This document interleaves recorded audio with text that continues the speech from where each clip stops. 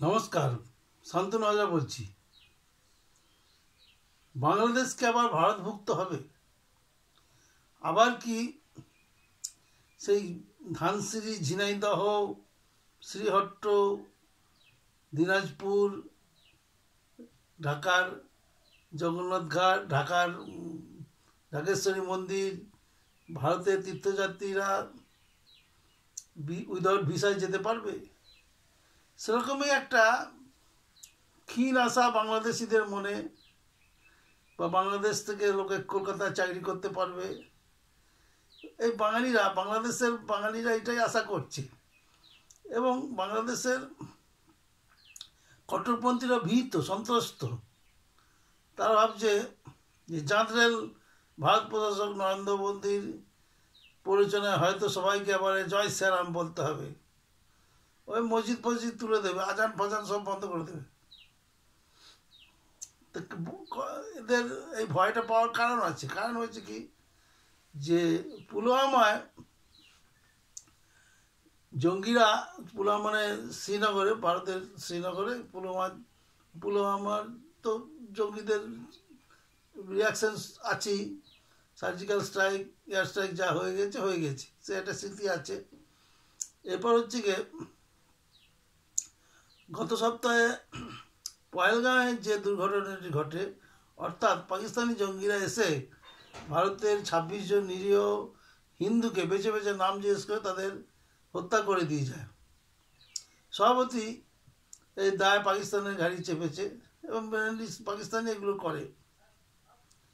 তাইভাবে পাকিস্তানিরা ভয়ে ভীত, সন্ত্রস্ত, তার যুদ্ধের ভয়ে এখন সিটি আছে। এমতো অবস্থায় দুর্বল বাংলাদেশও সেই ভয় পাচ্ছে, কারণ তারাও তো সেই ভারতের বিরুদ্ধে অনেক বিষোদ্গার করেছে। তা পাকিস্তানের মার খাবে। ধরুন, বাংলাদেশ হয়তো সামনে আসেনি, কিন্তু বাংলাদেশ অনেক আস্ফালন করেছে, অনেক আজে বাজে বলেছে। বাংলাদেশের অনেক কট্টরপন্থী মানুষ ভারতের নামে অনেক কুকথা বলেছে এবং তারাও ভীষণ সন্তুষ্ট। কিসের জন্য ভীষণ সন্তুষ্ট? তার সঙ্গত কারণ আছে। কারণ মানুষ যখন ঘর ঝাঁট দেয়, দেখবেন সব ঝাঁট ঝুট হয়ে গেল, জল দিয়ে ধয়ে গেল, তখন এই পাপষ্টিক তারা আচার মারে। এই পাপষ্টি হচ্ছে গিয়ে বাংলাদেশ। তো সেই ভয়ে তারা ভীত আছে যে পাকিস্তানকে ঠেঙানোর পরে আমাদের দিকে হাত বাড়াবেই। এবং যুদ্ধটা কোনোদিনই ওয়েস্টার্ন ফ্রন্টে থাকবে না, ইস্টার্ন ফ্রন্টে ইন্ডিয়া নিয়ে আসবে। এবং সেই ইস্টার্ন ফ্রন্টে আনলেই ব্যাস, বাংলাদেশের তখন ঘাড়ের রজ্ঞে উঠে পড়বে সব। তা সেই ভয়ে তারা ভীত। তবে ভয়টা খানিকটা মানে অ্যাডভান্স ভাবা আর কি। অর্থাৎ মাসির যদি গোপ থাকতো, দাড়ি থাকতো, তাহলে মাসি মামা হতো। অনেকগুলো যদির মাধ্যমে এই ভয়টা তারা পাচ্ছে। কীরকম পাচ্ছে না, ভারত পাকিস্তানের বৈরিতা শুরু হওয়া মাত্রই এই ক্ষেপে ভারত যেটা করেছে, সিমলা চুক্তি আর এই ওদের কী বলে পানি চুক্তি, অর্থাৎ তিস্তার জল, তিস্তা না, ওই সিন্ধু নদীর জল ওরা ভারতে ঢুকতে দেয়নি, এই পাকিস্তানে যেতে দেয়নি, বইতে দেয়নি, দেবেও না। তার যদি পাকিস্তান ভাতে মরবে, চাষবাস বন্ধ হয়ে যাবে। আর এদিকে সিমলা চুক্তি বাতিল হয়েছে। এই সিমলা চুক্তি বাতিল যখন হয়েছিল, গোটা বিশ্ব করেছিল পাকিস্তানকে, কারণ তারা তখন মার খেয়ে বিপর্যস্ত, বিধ্বস্ত। তাই জুলফিকার আলী ভুট্টো এই সিমলা চুক্তিটা হয়েছিল যাতে দুপক্ষই শান্ত থাকতে পারে। এবং সিমলা চুক্তি হয়েছিল অনেকগুলো ধাপে ধাপে, অনেক কারণ নিয়ে, যে কারণগুলো সবকটাকে কভার করতে পারে। প্রথম কারণ হচ্ছে যে এরপরে উদ্ভূত যে কোনো সমস্যা, সিমলা চুক্তিতে যেটা ছিল, যে তিনটে বড় চুক্তি ছিল, যে কোনো উদ্ভূত সমস্যা নিজেরা বসে মিটিয়ে নেবে, টেবিলে বসে মিটিয়ে নেবে, অর্থাৎ তৃতীয় পক্ষের যেন কোনো দরকার না হয়। এবং উভয়ের আকাশপথ খুলে দেবে, উন্মুক্ত করে রাখবে। এবং যেরকম দুই প্রতিবেশী চলে সেইভাবেই তারা চলবে, পরস্পর সম্পর্ক রেখে। অলরেডি জানি না পাকিস্তান তার আকাশ সীমা বন্ধ করে দিয়েছে কিনা ভারতের জন্য দেবে আশা করি, বা দিয়েছে।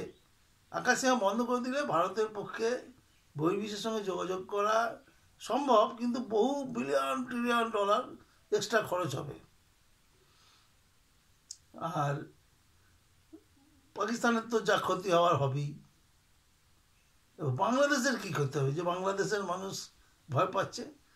বাংলাদেশ ভাবছে যে সিমলা চুক্তি যদি ভায়োলেশন করে, সিমলা চুক্তি যাতে কেউ লঙ্ঘন করতে না পারে, সেই জন্য তখনকার যে প্রশাসক এবং রাষ্ট্রসংঘ তারা ঠিক করেছিল যে সিমলা চুক্তির সঙ্গে IMF অর্থাৎ ইন্টারন্যাশনাল মনিটারি ফান্ডে যোগ করে দেওয়া হোক।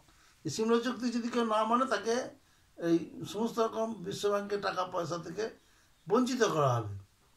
তখন গরিব দেশ ছিল ভারত, বিশ্বব্যাংক থেকে লোন নিয়ে সংসার চালাতো। এখনও পাকিস্তান চালায়, ভারত কিন্তু চালায় না।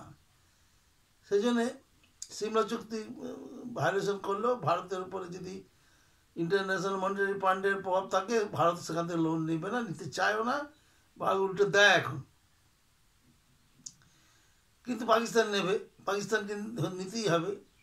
সেই জন্য ওরা সরাসরি সিমলা চুক্তি বাতিল করতে পারবে না। তাহলে সিমলা চুক্তি বাতিল হয়ে গেছে,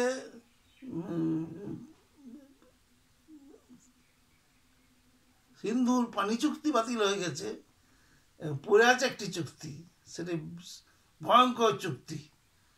যে 71-এ বাংলাদেশ আর যখন জন্ম হয়, ভারত পাকিস্তান যুদ্ধে ভারত 93,000 পাকিস্তানি সেনাবাহিনীকে আটকে রেখে দিয়েছিল।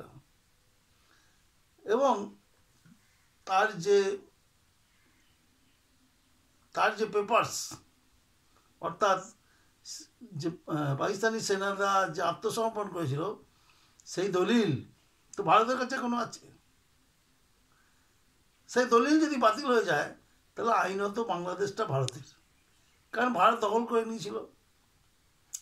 তারপর তারা বাংলাদেশকে একটা সার্বভৌম দেশে পরিণত করে। কিন্তু দলিল, আত্মসমর্পণের দলিল যদি ভারত না মানে, তাহলে কিন্তু বাংলাদেশটা এখন আমাদের। আর বাংলাদেশে দখল নিতে মিনিট 15 লাগবে। আমাদের বোমবাড়ি কিছু প্রয়োগ করতে হবে না, আমাদের রাফেলগুলো 4 বার ঘুরবে। রাফেলগুলো যদি কোনো দেশের প্রতি ঘুরে, মনে যেন এমনি বোম পড়ছে চারিধারে, এত আওয়াজ হয়, একটা রিয়াকশান হয়। রাফেলগুলো 2-4 বার ঘোরালেই বাংলাদেশটা দখল হয়ে যাবে। বাংলাদেশ এখন সেই ভয় পাচ্ছে কি হয় যদি ওই তো ওদের তো বুদ্ধি শুদ্ধি কম, ওরা তো আর IIT নয়, ওরা প্রযুক্তি বিশ্ববিদ্যালয় ইন্ডিয়ার পতাকা পায়ের তলায় রেখে ওরা হাঁটাচলা করে, ওরা এত বুদ্ধিমান। ওরা সেই ভয়টা করছে যে আজকে ভারত যদি দখল নিয়ে নেয় আমাদের, তাহলে আমাদের এই যেটুকু যা বাংলাদেশি যে ওদের পায়তারা সব বন্ধ হয়ে যাবে। ও সব কটাকে জয় শ্রীরাম বলতে হবে। ধন্যবাদ।